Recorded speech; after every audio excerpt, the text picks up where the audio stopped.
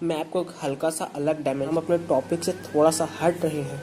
आपने सुना ही होगा प्राइमरी, सेकेंडरी, टर्शरी एक्टिविटीज़। हम जो मैं आपको बता रहा हूँ वो जो है प्राइमरी एक्टिविटी में आता है। सेकेंडरी एक्टिविटी क्या होगा, इंडस्ट्रीज़ वगैरह। हम अभी से क्लासिफिकेशन नहीं कर रहे हैं, हम जो है अभी फिजिकल ज्योग्राफी पढ़ रहे हैं नॉर्थ अमेरिका का, एक स्पेसिफिक क्षेत्र का, रीजन का।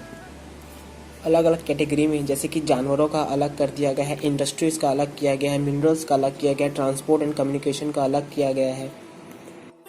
जब हम जो सेक्टर्स होते हैं, primary sector, primary, secondary, tertiary activities जो हैं उसे हम जब पढ़ेंगे वो होगा ह्यूमन ज्योग्राफी।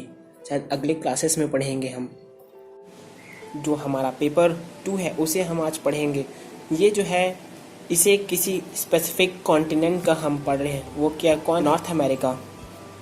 आप कंफ्यूज नहीं होइएगा, नॉर्थ अमेरिका, साउथ अमेरिका और United states of America, Donald Trump वाला। फर्स्ट यूनिट में हमने कुछ टेक्निक्स होते हैं उसे पढ़ा। अब हम उन सभी टेक्निक्स को इम्प्लीमेंट कैसे कर सकते हैं, लगभग कह सकते हैं ऐसे ही, वो हम सीखेंगे। तो इसे हम क्षेत्रीय हिसाब से पढ़ रहे हैं, special reference to North America geographical. First unit, इसमें जो है हम एक क्षेत्र का कंसेप्ट पढ़ रहे हैं, जैसे कि बेसिस ऑफ रीजनलाइजेशन। हम अगर किसी क्षेत्र को पढ़ रहे हैं तो किसी कारण से पढ़ रहे होंगे कि कोई फीचर होगा नॉर्थ अमेरिका का, स्ट्रक्चर, रिलीफ, वो दर्द से आराम वाला नहीं, वहाँ पास पहाड़ है, पठार है, घाटी है, कैनियन है, वहाँ का जो क्लाइमेट, वातावरण वो कैसा है, मिट्टी कैसा है, ये सभी हम फर्स्ट यूनिट में पढ़ेंगे। सेकेंड यूनिट, फॉरेस्ट, जो जंगल्स हैं, उन जो distribution and productions of mineral and energy, जो मिनरल्स हैं उनका उत्पादन और वो कैसे बटे हैं उसे हम पढ़ेंगे। जो एनर्जी रिसोर्सेस हैं, हमने जो बेसिक्स जो ज्योग्राफी होती हैं उसमें हमने सीखा है कि जो मिनरल्स होते हैं वो किस कारण से होता है, कहीं ज़्यादा दबाव पड़ता है, जो मिनरल्स होते हैं वो कॉम्पैक्ट होकर आयरन, स्टील, कॉपर, कोल, पेट्रोलियम बन जाता है, या हाइड्रो इलेक्ट्रिसिटी, पानी को बहाकर इलेक्ट्रिसिटी जनरेट किया जाता है। जो बांध होते हैं वो यही होता है, इसी पर्पस से बनाया जाता है। और ये सभी चीज़ें हम कहाँ का पढ़ेंगे, नॉर्थ अमेरिका का पढ़ेंगे। वही कनाडा वाला, कनाडा, बीच में यूएसए, उसके नीचे मैक्सिको, फिर उसके नीचे एक बड़ा सा कॉन्टिनेंट है south America.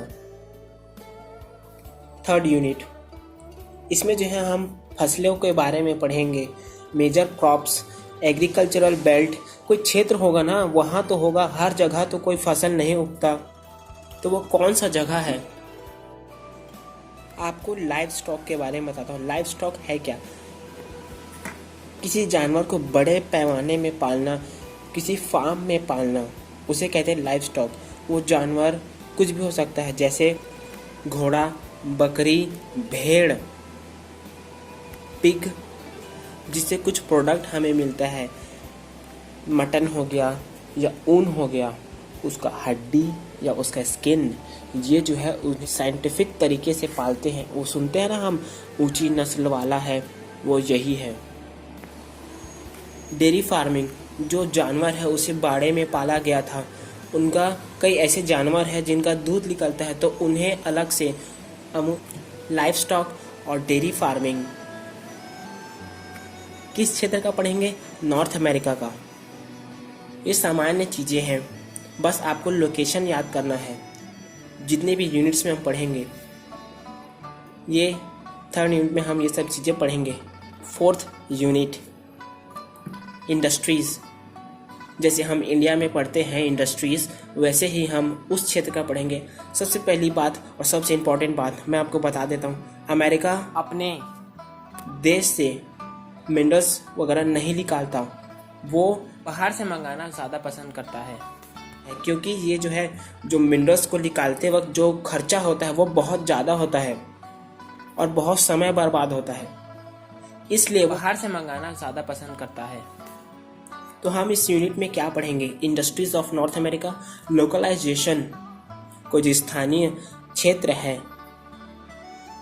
Development and production, कोई जो क्षेत्र होता है उसका विकास होता है। अगर वहाँ इंडस्ट्रीज लगता है, वहाँ के जो लोग हैं, निवासी हैं, उन्हें रोजगार मिलता है। और उस क्षेत्र में जब वहाँ के लोग आएंगे, मैं आपको जो फैक्टर्स होती है उनके बारे में अगले वीडियो में पढ़ेंगे। हम वहाँ के जो लोग, उनके लिए हॉस्पिटल्स वगैरह खोला जाता है, इससे जो प्रोडक्शंस होती है वो इंक्रीज हो जाता है।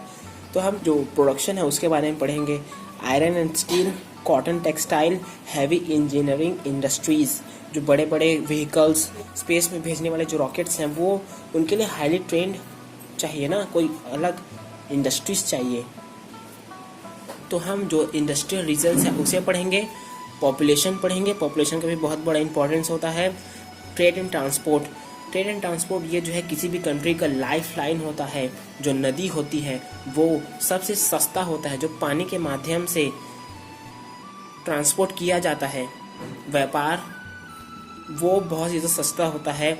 हवा जो एयर से जो भेजा जाता है, हेलीकॉप्टर, प्लेन से, वो बहुत ज़्यादा महंगा होता है। ट्रेन से वो आपको डोर स्टेप में ला कर नहीं देगा। ट्रेन उसे जो है हैवी इक्विपमेंट्स भेज सकते हैं, पर वो आपके घर के सामने आकर नहीं देगा। रोड ही ये चीज़ करेगा और गांव और शहर को जोड़ता है। इसी से कोई भी कंट्री डेवलप होता है। सड़क को किसी भी कंट्री में कैलकुलेट किया जाता है कि वो डेवलप है कि नहीं। इंडिया नदियों का देश है, उसके बाद भी 5th यूनिट, इसमें जो है हम डिटेल से स्टडी करेंगे।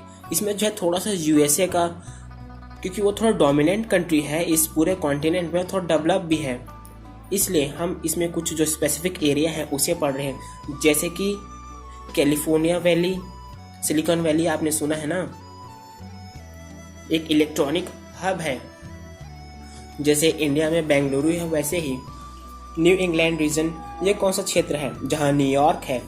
वो जैसे कि मुंबई फेमस है।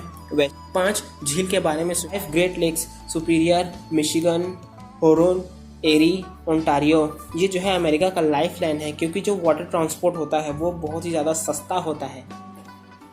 और कोई भी कंट्री का जो प्रोडक्ट है उसे इंपोर्ट और एक्सपोर्ट करने में, ट्रेड करने में, सामान को लाने ले जाने में सस्ता पड़ रहा है, तो अब तो बहुत अच्छी बात है। तो जितना पैसा बचेगा उतना ही अच्छा है। आप थोड़ा कंफ्यूज हो सकते हैं, अलास्का भी है जो वो यूएसए का पार्ट है, वो कनाडा के ऊपर में है, जस्ट बॉर्डर के पास कहा जाता है। वो कीचड़ से भरा हुआ है, वहाँ बारिश होता है और वहाँ जो है बर्फबारी भी होता है अच्छा खासा। वो सीज़न के हिसाब से बदलते रहता है। ये जो पेरियर रीजन है वो क्या है? जो टेक्सास कहा जाता है ना, टेक्सास, आर्कांसस एंड टेक्सास, यहाँ जो है सोना मिलता है। मिलिट्री बेस है एरिजोना के पास। एलाबामा, मैक्सिकन गल्फ के पास एक क्षेत्र को कहा जाता है।